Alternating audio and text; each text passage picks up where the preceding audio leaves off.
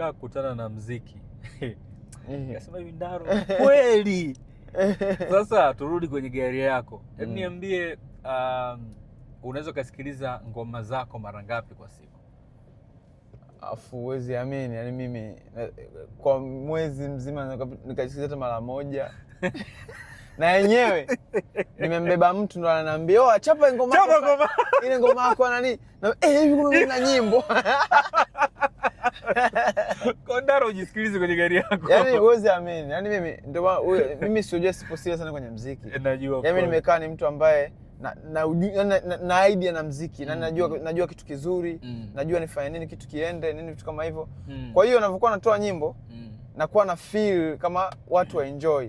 Ila nakuwa sija feel kama kibiashara kwamba eti niangalie makosa yangu niende hivi. Yaani mimi sina ile unajua mtu anajisikiza mara nyingi ni mtu ambaye anajienjoy au ni mtu ambaye anaangalia alikosea wapi ili inaofuata aongeze nini afanye nini.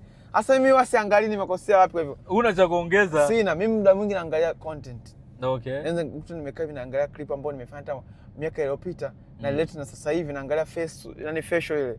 Labda hapa nilivyoigiza hapa na sasa hivi ilivyo hapa kweli nilikuwa napungukiwa hiki hapa niliongeza hiki. Kwa hiyo inabidi nikazie hiki sana. Yaani unajua vitu kama hivyo. Okay. Kwa hiyo mara nyingi mimi naangalia kwenye content kuliko hata kwenye mambo ya music. Kuliko music. Unapenda kuwa na gari ngapi parking kwako? Afu ujinga sasa wa magari, yani gari ni mchezo wa kijinga sana. Ukishaanzisha uliziki. Yaani hapa mimi sasa hivi na gari 3 lakini na feel hapa nyingine tena 2 3 hivi. Yaani na feel niongeze gari zingine. Kabisa yani. Yaani unajua kuna mapenzi, unajua kuna stage ikifikia kwa matajiri sasa achana na sisi. Kwa matajiri. Yaani anakuwa anapenda zile brand za magari kwamba wakiona kwenye video zao akaambia na labda na G-Wagon na mimi pia ninayo.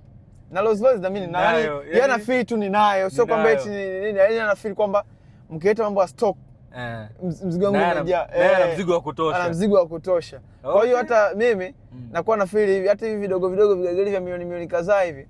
Niwe navyo hata vingi yani na vitamani natamani sasa hivi yani na gari fani kata na ndani nyingine nini vitu kama hivyo hali ya nini vitu kama hivyo. Okay. Kuna watu ambao wanaamini labda sasa hivi Ndaro amenunua Alphard kwa sababu labda iko dedicated kwa mtu, labda gari ile ni kwa ajili ya mpenzi wake labda. Maana hapo kwanza kama Ndaro hajafika level ya kumnunulia mpenzi wake gari au kwenye gari ambazo alizonazo Ndaro hawezi kumpa mpenzi wake au tuiwekaje? No, uwezo kumnunulia mtu gari ninao. Mpenzi wako yani. Mpenzi wangu uwezo kumnunulia gari ninao na naweza nikampa gari. Okay. Ila kwa sasa hivi gari nilizozinunua ni kwa ajili yangu kwanza. Yaani acha kwanza ni enjoy ni sana yangu mwenyewe. Ila yeye anaweza huwa enjoy naye. Anaweza kuzitumia naye pia. Kwa hiyo anytime akijisikia atumie is okay, ni gari zetu wote. Ila kadi ni jina langu. Mbona mbinafsi kaka? Mbele yaani ukiona mafanikio ya mtu ujue nyuma yake kuna mwanamke aliyefanyaje, aliye support au aliyemuumiza. Inakaa kote.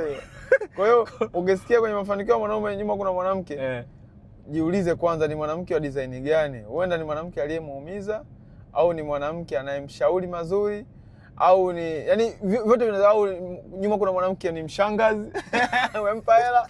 Kwa hiyo unaweza kwenye vitu vingi sana. Wewe unamaanisha nyuma mwanamke yupi? Kwa Ndaro yuko mwanamke yupi? Mimi naamini tu ni Mungu tu ananisaidia napambana. Yes, kuna ni mapambano tu kuwa na positive, yani positive mawazo unajua. Yes. Hivi Ndaro tumenunua Audi lakini story ni nyingi sana Audi.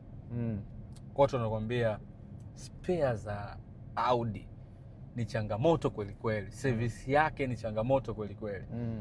Kwa Ndaro hii kwa nini haijamstress kabisa? Wanaotumia wenyewe wanawezaje? Wanatumia mimi hata mara ya kwanza kipindi napewa ile crown ninavyoishinda nikabidhiwa ile crown, watu wengi walinishauri niuze ninunue hata ST. Yaani amna mtu aliyenishauri kaa nayo hiyo gari. Watu wote inakunywa mafuta. Wakaniambia wewe hiyo gari huiwezi. Hiyo gari huiwezi. Hiyo gari inakunywa mafuta. Hiyo gari utotoboa. Si nini? Mimi nakumbuka nilisemaje, nilisema tu kauli moja. Simesema hii gari siiwezi. Siiuzi. Naitumia na hamta kuna siku moja nimeipaki. Na kuhakikishia ni baada ya hapo gari yangu sijawahi kuipaki, sijawahi kuwa na stress ya mafuta, sijawahi kuwa na stress. Na sasa hivi ukiona gari bado nzima kabisa, mpaka nikutana na ananiambia wewe gari yako haifagi. Sio kwamba haifi, ni of course nilikuwa napata ile gari rotation stress hivyo.